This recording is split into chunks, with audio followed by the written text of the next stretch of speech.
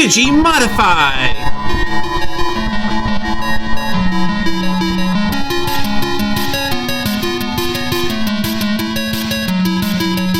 Matrix Digivolution. Hello. Good morning, Digidestined. Hi, Digidestined. It's me, Lisa Barlow. I think we should do a whole podcast in character as the Salt Lake Housewives. I shouldn't be doing voices when we're trying to volume test, because it's not going to be that my That's first okay. episode. So that was that. In Yeah. case you were wondering what we've been up to, we are now 5 seasons deep into Real Housewives of Salt Lake City, of which there are only 6 seasons. Yeah. So we're cruising right along. And we started probably like right after we recorded the last one. Yeah, it's like a month ago. Yeah. So things are going really well here in our household. I mean, it's winter time, so. Yeah, what else are we supposed to do? We live in like the northeast part of the United States, and so it was like swarmed by a huge winter storm a few weeks ago. So not to like dox ourselves, but like to like kind of dox ourselves. I mean, the Northeast is large. Yeah. Also, you're lying. We live in Wisconsin. I'm gaslighting them. Okay. I'm sorry. Okay, we're back. Yeah. We didn't go anywhere. Yeah, you don't know that. So I'm still Adam. I'm still Michael, I think. And well, even if you grow and change, you're still you. That was like the whole meaning of this. That was like the message of the whole message of these 2 episodes. So we're back with only 2 episodes because we thought that this one was the end of our DVD, but also was like a nice 2-episode like mini arc, kind of transferring from what like the beginning into like the kind of second half. Yeah, where like more plots happening. Yeah, we're doing plot now. Yeah, it was a nice little 2-set. So episode 13 is called The Juggernaut, bitch. Or The Order to Capture the Digimon, The Sinister Foreboding. Oh. Sinister Foreboding. In the recap, Rika is freaked out by partners. Is Davis trying to call her homophobic? Gag. Yeah. The girls were gagged. The girls were gooped.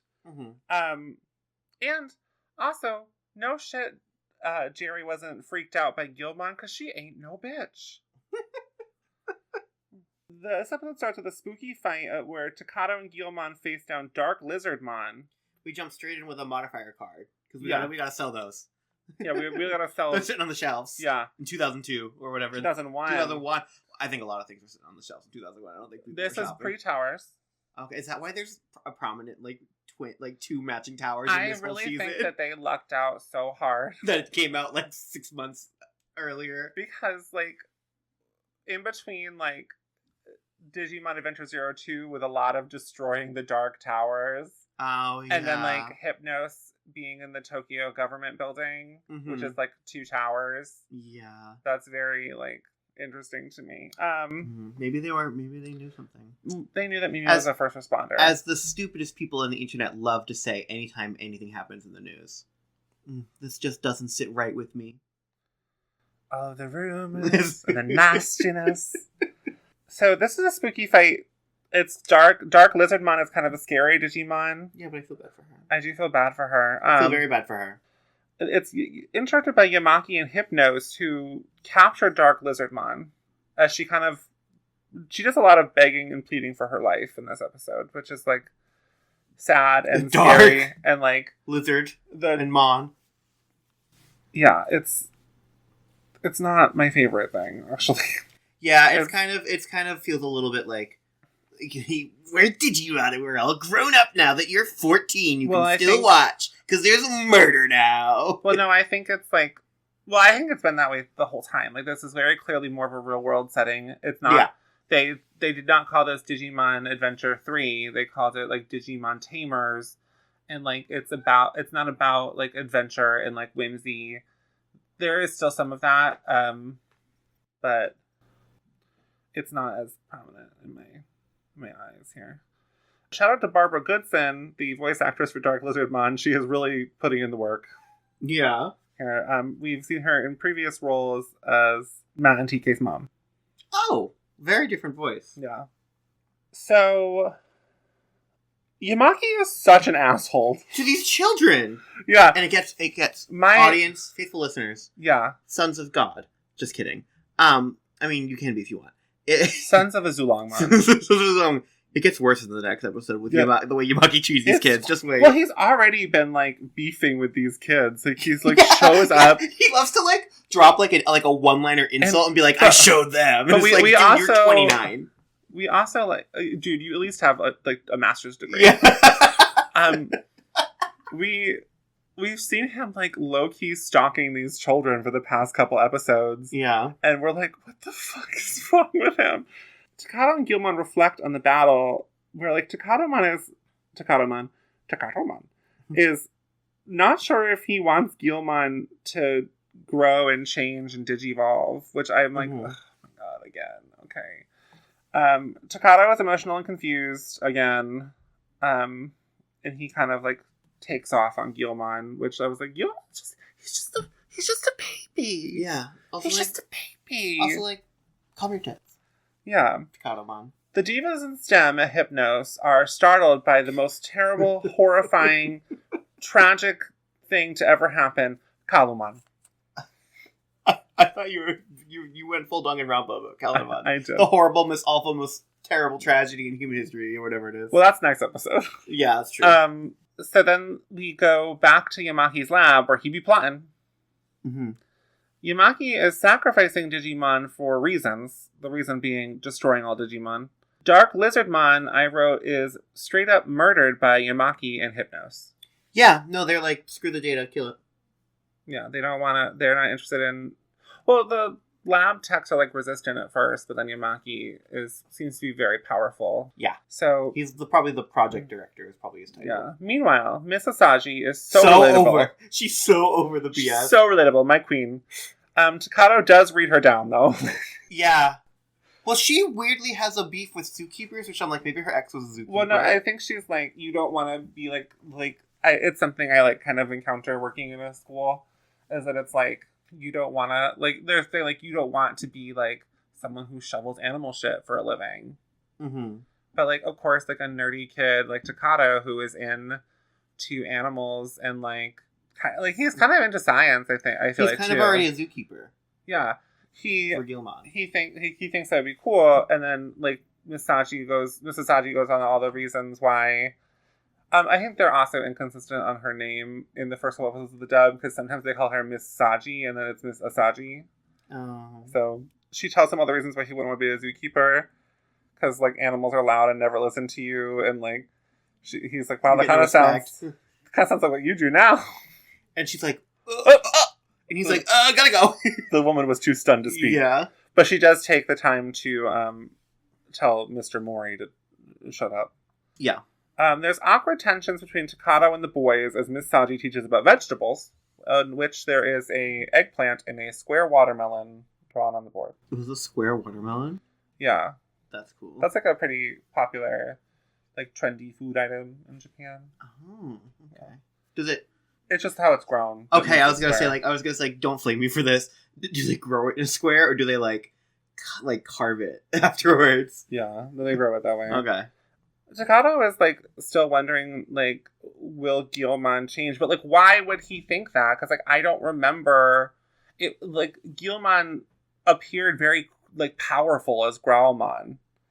But yeah. it was, but, like, Takado assumed that Guilmon was, like, now a bloodthirsty monster. But then the first thing Guilmon did was cry because he thought Takado was afraid of him. Also, like, I thought maybe we did it with, like, others. I thought we already kind of did this with the, like, him being afraid and then realizing nothing changed. Like Henry being afraid. Yeah. And also, like, I know it's new characters, but I feel like it's also kind of a thing we've, like, talked about in the earlier seasons as well, so it's, like, a little bit trite. I get why he's having these thoughts.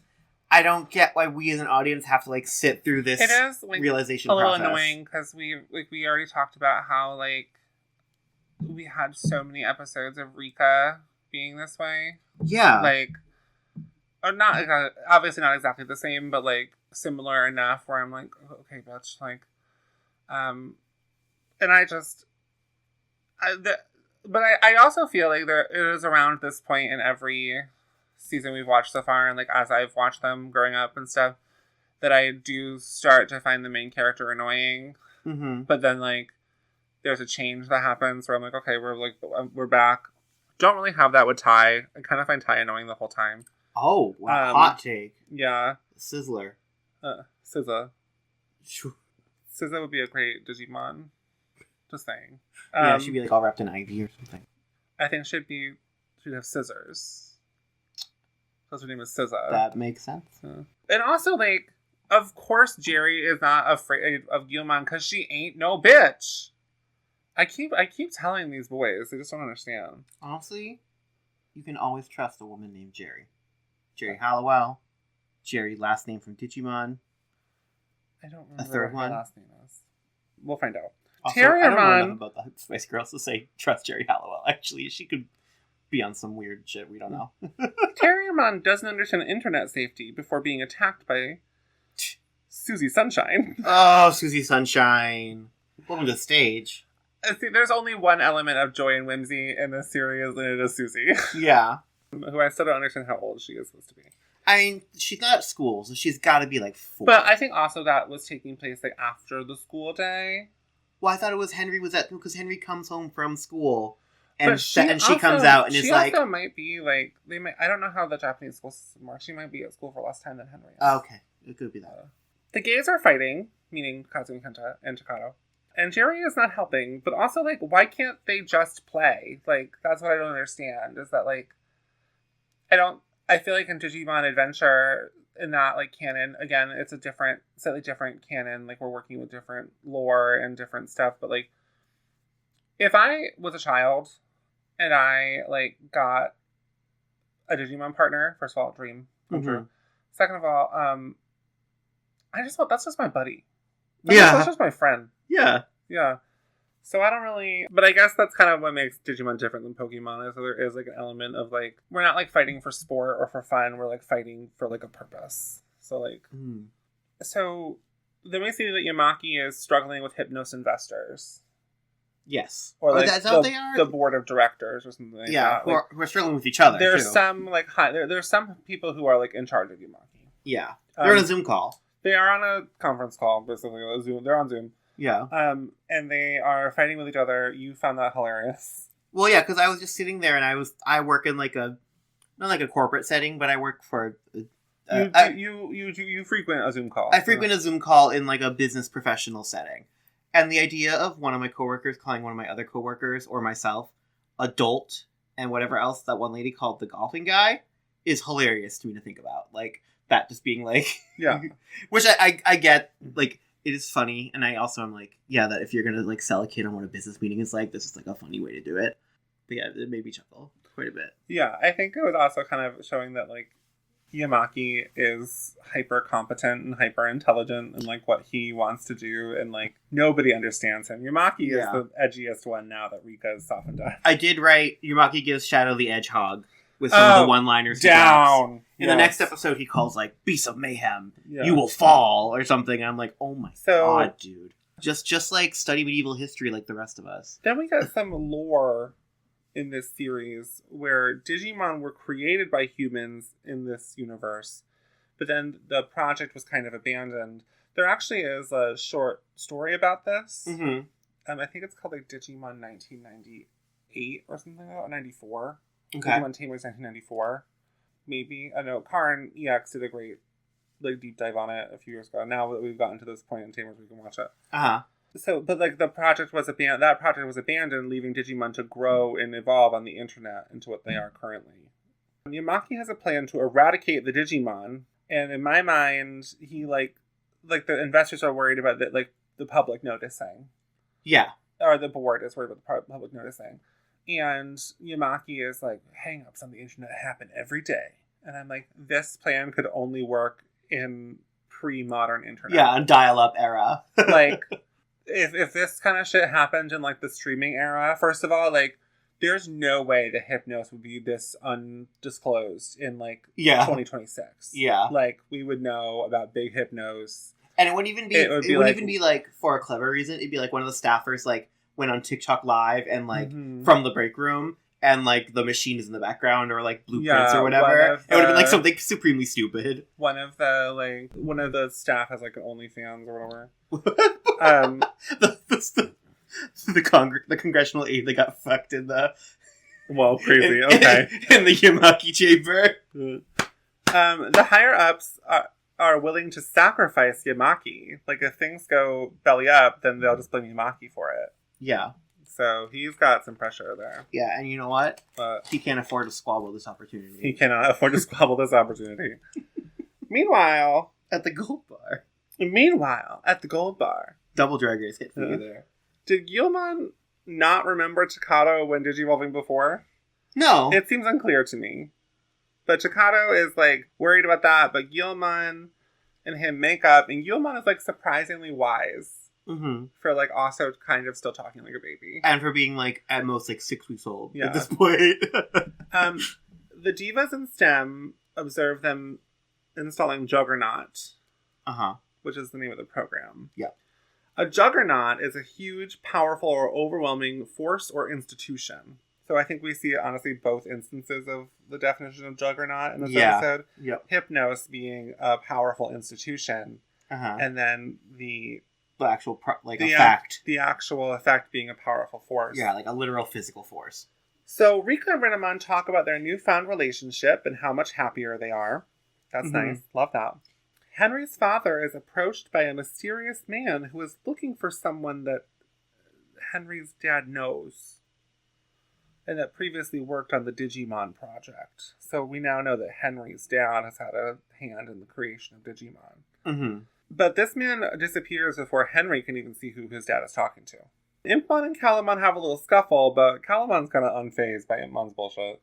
Juggernaut's programming will bring the Digimon to Hypnos. Yes. And we see Henry's dad distracted at dinner, thinking about his discussion with the mysterious man outside their door. But there's no time to waste on this, because we see that Terriermon is caught by Juggernaut and is, like, slamming himself into the window. Yeah, like it's a magnet, literally. Like it's a tractor beam. Yeah. A powerful Digimon is coming, according to Guilmon. And then we ask the question again, why is Yamaki beefing with these kids so hard? I liked this episode. I like it with a caveat. Okay. Even, like, before we watched this next episode, it was clear to me that this episode was, like, basically just, because as you can tell from our summary, there was a lot of people mentioned, it's kind of just doing little check-ins with everybody, with, like, a little bit of plot happening, but it's about, like, we get a thing with the teacher, we get the random kind of scene with Rika, like, we get a lot of, like, cutaways happening. That is necessary. Yes, no, I agree, but what I'm saying is, I think if I was watching these as they came out, and I watched this episode as a kid, or whenever, and then had to wait another week, I think I wouldn't like it that much, but I think because we watched it in tandem with this next episode, where, like, it being a preamble doesn't feel like a waste of, like, it leads to, like, we don't have to wait for there to be the payoff. So I do really like this episode. I think all the scenes are great. I think, like, the way it sets up the next episode is fantastic. Oh, no. What? In America, to bring it back to the 2001 of it all, these started airing in September. Oh my gosh. Did they bookend the... One aired on September 8th, oh my god, 2001, and then the next episode didn't air until September 15th. Yeah, so each Saturday morning. Yeah. And they didn't push it back, actually, that means. Oh, but also... that's only a week apart. No, 2 episodes aired... on the 15th? On the 15th. So they aired back-to-back a lot of episodes. Okay. Did episode 12 also come out on the 8th? If you scroll back up. It was not episode 12. It was... Because we just watched 13 and 14. I'll just say that episode 12 aired on October 6th. Oh, these... Okay, you mean the season as a whole started in September. Okay. Episodes 13 and 14 aired in the U.S. October 13th and October 20th. So there was a gap. Yeah. I don't mind there being a gap, because, like, to me, maybe it's because, like, I'm a little older or I'm a little bit more experienced, but I also never thought that watching this, that, like, it was, like, it was also, like, harder to watch things. When, like, I feel like when I was growing up, Yeah, you had to be at the TV at a certain time, and you were also a kid, so you didn't get to set your own schedule in such a way that's worked around that. So like, I don't remember that being a huge issue, and I think ever since then I have always watched these in succession.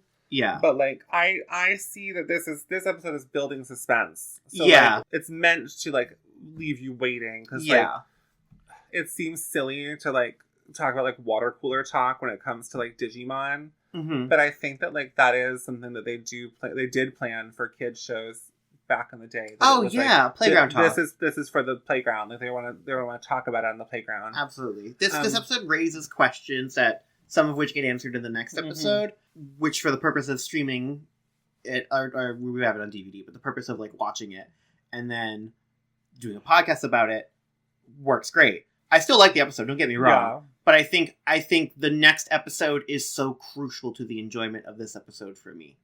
Well, yeah, and I think that's supposed to be it. Yeah. So that's all your thoughts on this episode? Pretty much. The one other note I had, well, I had two other notes. His friends are fake fans. Flops. The friends that like are, I don't like Digimon anymore. Fake fans. Kazu and Kenta. You hate Kazu. I do. I hate them both. Okay. I could take them. You could. Well, they're like 10. Listen, that doesn't guarantee anything. I've never been in a fight. That's true, and you are not much taller than them. Okay, let's listen. The listeners don't know that. As far as they know, I'm 7'2". Sure. Okay. I'm not. And then I also wrote, imagine the help wanted ads like in the newspaper to work at like Yamaki's department. Like imagine like how do they advertise that? How do they recruit? A lot of Riley and the other girl whose name I can't remember talking in this episode, and like Riley really seems to like hate Yamaki or like be wary of him in like a way that like Yamaki, whenever Yamaki's up to something, it means bad news for somebody else is what she says about it. So like, I don't know, interesting. Maybe we'll see them turn on Yamaki. You know what would be interesting? If they were like a normal like non-evil department and then Yamaki like twisted it and they're all like stuck. They're not, like in Yamaki's mind, they're not evil. Yeah, I can honestly see where he's coming from like the government perspective. This is a really great expansion on like the first arc from 02, where like Ken was the main villain, and it was a human villain. And this is a great equivalent of that in the real world, because like to be the podcaster who's too woke, the government is the villain of the everyman. Like and big shady government building, who's like firing off beams into the sky, who's like covering up disturbances in your local neighborhood and like threatening your children and like ultimately your livelihood, because like you know that he would probably threaten Takado's parents' business. Like we're unsure who was the person talking to Henry's father, but like that's also creepy. And I'm sure that they was like fun. I mean, Rika's mom is a public figure. So true. Anyway, episode 14 in English is called Growmon Grow. Or Stand Up Tamers, Megalo Growlmon Super Evolution. So, quite a title. Yeah. I like it, 2 for 2 this week. Me too. Yeah. Impmon bullies Kalomon, but no one is noticing because Juggernaut is creating a disturbance in the sky. Yeah, and they use like the Our audio dropped. Michael said the word animate, or the animation looks really cool here. That they use to show like the magnetic pull of the tractor beam is really cool, because like with the Digimon they kind of have them like phase out of existence for like. They really only show that with Guilmon, though. Because, like, Renamon is too cool to be affected by such nonsense. But they have, like, the like, background, the trees in the background kind of, like, flicker a little bit. And they have, like, particles in the air that seem to be, like, data from Digimon just kind of, like, being pulled towards the tractor beam. It's very scary. It's very good. And it's, like, very clever animation. Because it's not, like... It's not like they like blew the budget on it or anything crazy. It also feels there probably was like zero budget on this. Yeah, it's a very clever, subtle way to show it. It also feels like a threat that we haven't seen yet in Digimon before, because like realistically this is like a new universe, but like we're still doing kind of like Monster of the Week kind of stuff, where this is like a government funded threat. So anyway.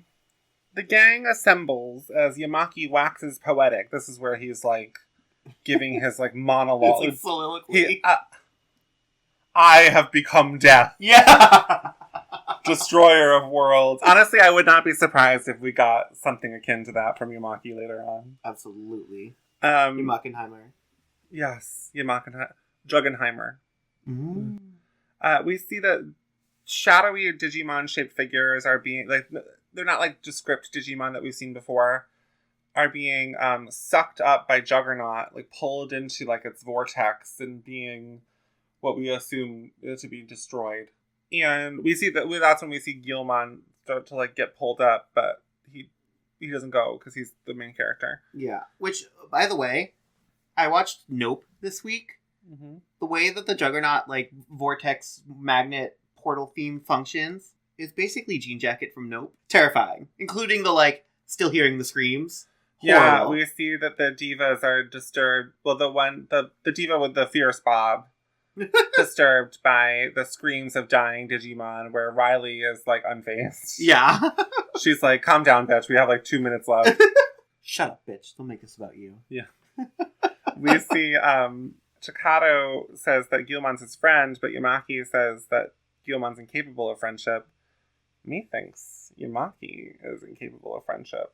Oh, a loser. Sorry. An anomaly infiltrates the Juggernaut, and Yamaki starts freaking the fuck out. Immediately, he's like, I'm a failure. Yeah, like, what have I done? And honestly, you were a pink pony girl, and you danced at the club. We will never be free. What? I said, we will never be free. We will never be free. Because I like that song.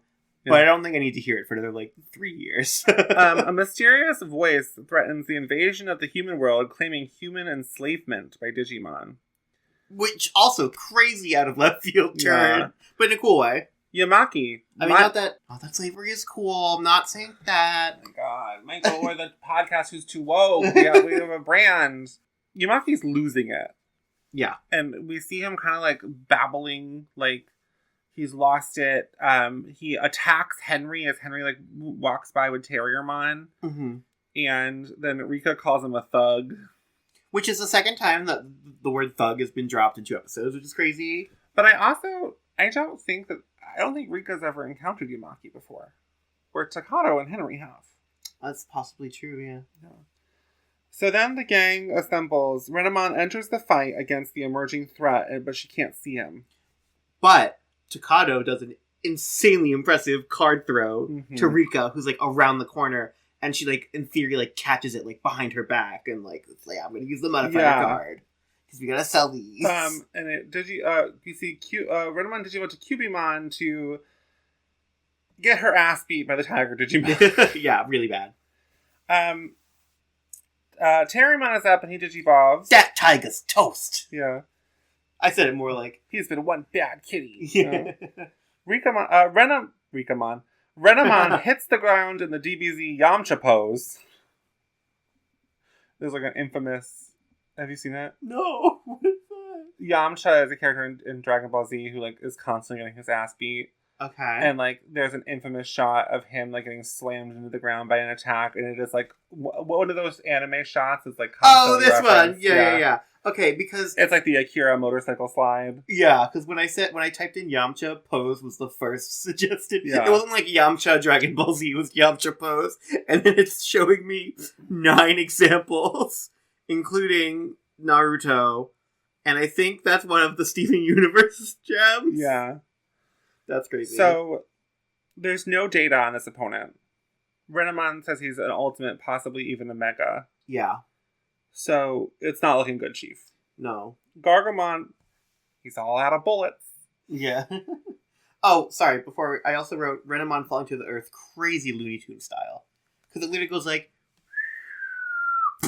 which he hits the ground. We also see Gargomon like blasting himself up. Yeah. And then as he's blasting himself up, Renamon is falling down. It's like played up for laughs in a way that's like it's not. Fell off the building. Don't think it's played up for laughs. Not, but the sound editing does kind of play because it literally like is like the whistle and the which is like to me I was like not this is not funny. This is no, but that's what I mean is that's why it's like weird that I don't think that this like I'm just disagreeing with you. Okay. That's what it is. Gotcha. So It's Guilmon's turn, and he's gonna need a lot of peanut butter after this one. Mm-hmm. Which I was like, oh, my boy.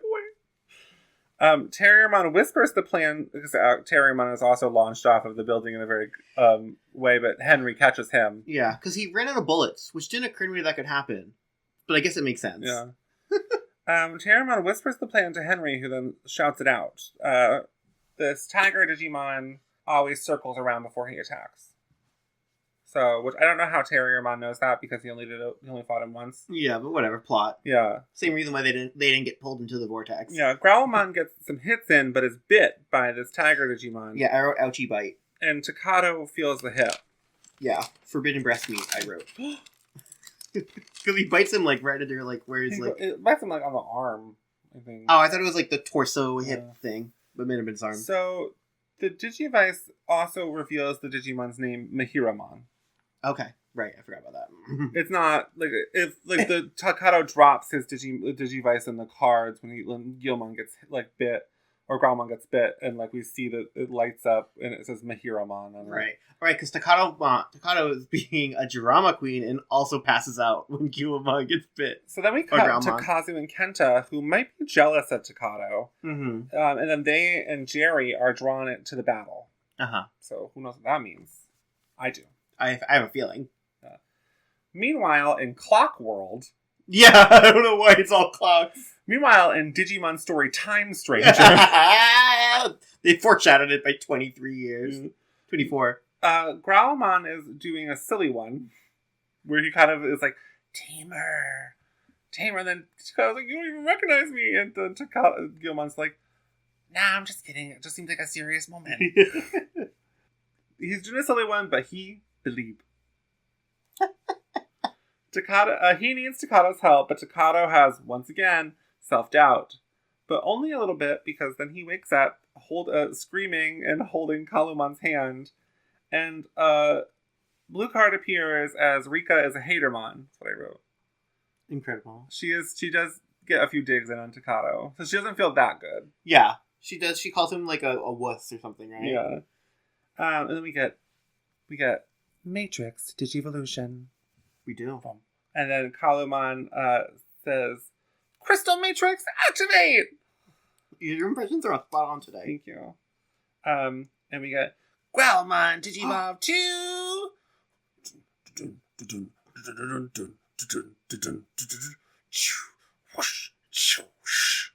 War Growlmon!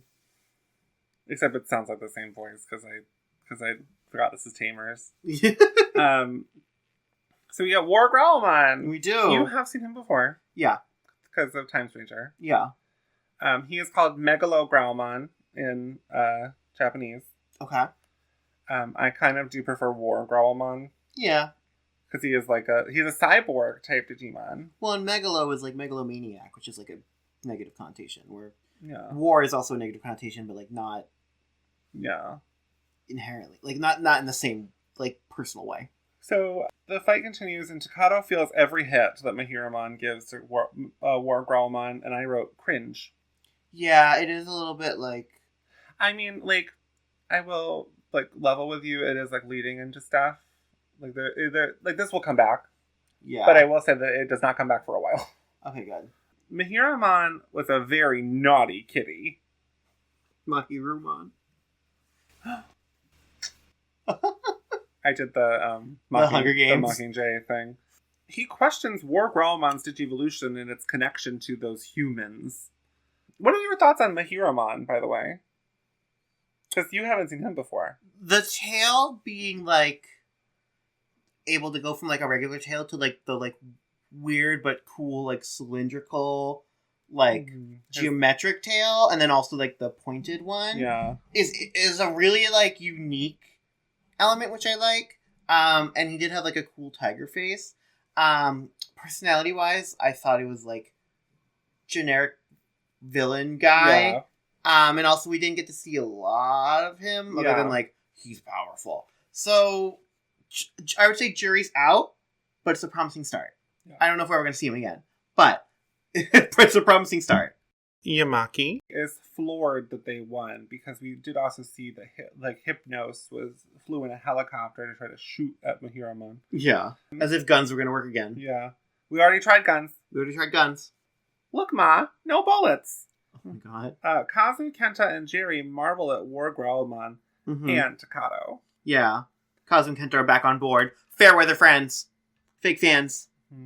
Kazu and Kenta, bad weather.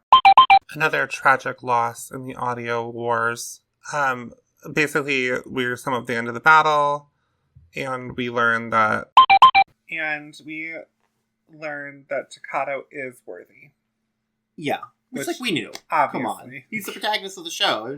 He is the main character. Yeah, it's like none of them noticed. So, did you like this episode? Yes, very much. Mm-hmm. I think it very much benefits from the previous episode being kind of a lead into it. Because this episode is ultimately like mostly just like one long battle. Yeah. But it's like kind of like 3 segments of a battle. And there's like so much more plot wrapped into it that it's technically 4 Digivolutions in a row. Yeah, it's not like a Monster of the Week episode where it's all battle or whatever. It is kind of like the culmination of Monster of the Week. Where now we can see that the monsters are going to be getting stronger. Yeah. It's also it is like dark and edgy in some ways that I'm not super like the Digimon like still screaming after they've been pulled into hypnosis or whatever is like horrific and like maybe not super necessary. But I think it adds to like the overall like dark vibe of Tamers. Yeah, it's just it's clearly trying to like age up with the kids that started with Digimon Adventure. But which I get from marketing. I get it. I think that like what especially like the dubbing team was kind of given. Was that like this is an edgier storyline. Yeah. And a more sophisticated storyline. Because I think that there was a lot of dark stuff happening in Digimon and 02. Yeah. But it still was kind of like more whimsical and like kind of, I mean, like we discovered and established that like the writing for 02 was so chopped up in the writer's room that it did go weird places, where this seems to be like a consistent real world storytelling. Yeah. Where like these are real places. Like there's like actual stuff happening. I don't know. I very much like it. I'm not. Yeah. I just think this part of it is like, I think my response is coming from the fact that like watching it as an adult. Oh, it is so over dramatic. Like the like childish charm and whimsy like ages better as you get older than the like edgy like the world is scary 14-year-old like vibe. Is because like not, again, to be the podcasters that are too woke, like the real world is so scary. Like there's so many scary things happening, and like it is more of like a nostalgia vibe to see like whimsy win out, and like ultimately we know that like the kids are gonna win. What? Like, yeah, I know. What if they all die? That would be crazy. I mean, if it's gonna happen, this is the season where it's gonna happen. So I get what you're saying. I just think it's like we gotta.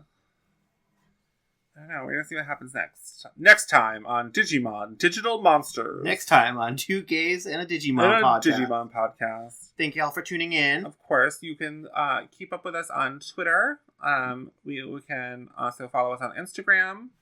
You can email us at twogayspod@gmail.com. That's TWOGAYSPOD as in Digimon. We got some interesting. I'm really becoming part of the community on Twitter.com. Good. Yes. And we got an interesting email with about a manuscript for a Digimon-inspired novel that I have to read, but I will read and report back. Oh, very cool. And we will... Oh, and Time Stranger was announced for the Switch, so I'm going to play it all over again. Yeah, you are. Okay, bye. Bye. Digimodify!